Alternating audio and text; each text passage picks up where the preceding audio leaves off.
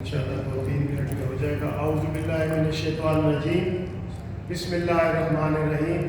قولوا للناس حسنا، جناب سید منور حسین صاحب صاحب صدر اور دوستو، جیسا کہ آپ جانتے ہیں کہ آج یہاں سے کشمیر کی آواز بلند ہونی ہے اور ہم نے پورے جوش و جذبے سے یہ بات کرنی ہے، تو میں آپ کے سامنے چند رباعیہ پیش کرتا ہوں۔ امید ہے انشاءاللہ آپ کے اندر جذبہ پیدا ہوگا اور یہ آواز بھرپور طریقے سے، توانا طریقے سے جانی چاہیے۔